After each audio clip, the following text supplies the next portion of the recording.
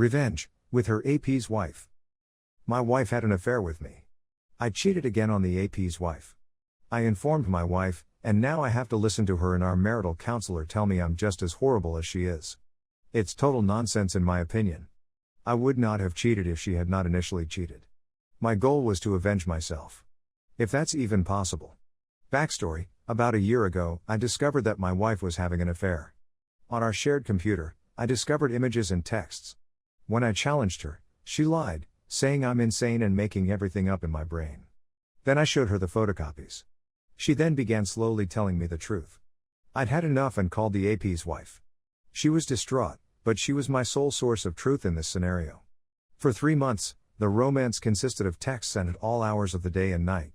My wife disabled her phone's notifications. They also had virtually every week. Even after all of that, she wanted to remain with me. We began marital therapy. My major incentive, I will confess, was money. I had just sold my company and didn't want to walk away with half of the money that represented 15 years of my life. While all of this was going on, I was speaking with the AP's wife on a regular basis. She had evicted him from the home. My wife refused to leave or give me any space at all. My phone rang one night. She normally texted, and it was the AP wife. She was having a hard night and needed to speak with someone. That conversation led to more flirting back and forth, and then I told her I was going to stop by. She said that she would appreciate it. So I went over to the AP's house and drank his beer while having with his wife in their living room. This went on for approximately a month. It came to an end when I informed my wife after a heated dispute. Look, I realize this is a horrible scenario, and I should probably pack my belongings and go. I understand that this isn't a mature way to cope with an affair. But it wasn't until I up with the AP's wife that I felt I could go back and work on my marriage. I was no longer humiliated or miserable. So, am I mistaken in thinking that this is retaliation? Is it justifiable? Story 2. Rule number 1, don't cheat on me. In 2008, I met this lovely girl at school. We'll name her CR. I was 21 and she was going to be 19, and for the first time in our lives, we both understood what love was. We were both attending a small college, one for theatrical design and one for education. We lived approximately a half hour away, but it was a small inconvenience since we spent every spare time between courses together. That minor distance was really very pleasant since being at home required us to concentrate on academics and self-care, and seeing each other at home was that much more meaningful. CR earned her associate's degree in 2009 and transferred to a state institution to complete her bachelor's degree in early childhood special education. Like previously, the distance was unimportant since it was just a short train journey away, and I'd spend 1 or 2 weekends a month with her down there. On Valentine's Day 2010, I proposed to her. School wasn't really my thing, so I enlisted in the USAF the following May and was sent to a location neither of us had ever imagined seeing. But just like previously, we weren't going to let distance get in the way of our plans. It should be stated that her mother despised me. I'm not sure why, but she was always the most obnoxious, rudest, unpleasant, and disrespectful cuntbag I'd ever encountered. She came from the city and married into a farming family that had held the property since the 1870s, which might explain some of her hatred. From now on, evil will be referred to as EB.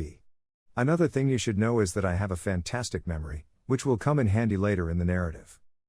Anyway, let's go back to the military. I had a 2-week vacation between training and my first, and only, duty station, which happened to be during Christmas and New Year's. We hadn't given any thought to getting married despite the fact that we were engaged.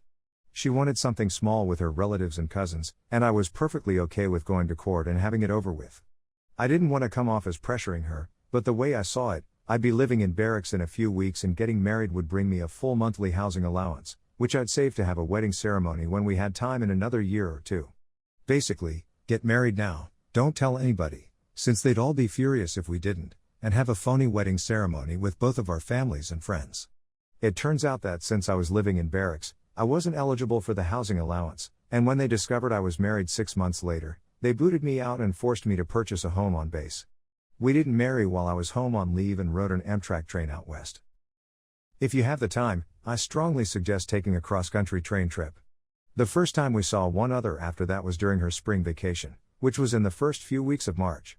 CR and I eloped in a courthouse and spent the following several days stuck to each other penis and vagina style, like every newlywed couple should.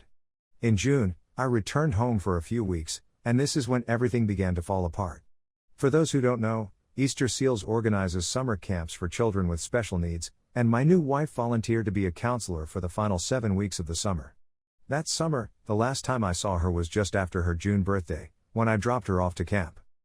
The remainder of the summer was hit or miss in terms of getting in contact with her since she was on the clock 24 hours a day, 5 days a week, and I totally understood her dedication to those youngsters.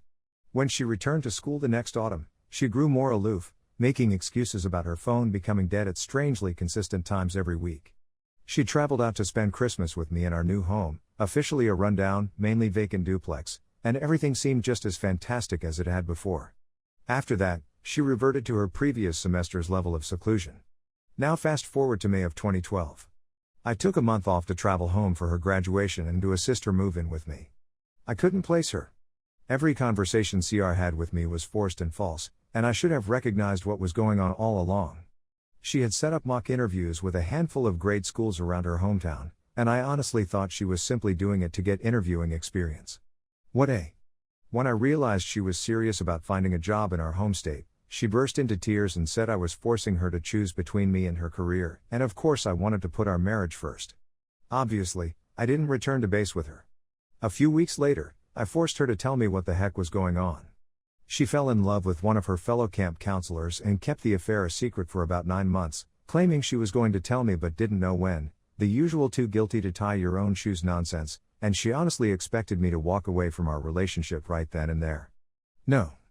I battled tooth and nail for 2 months to keep us together before filing for divorce.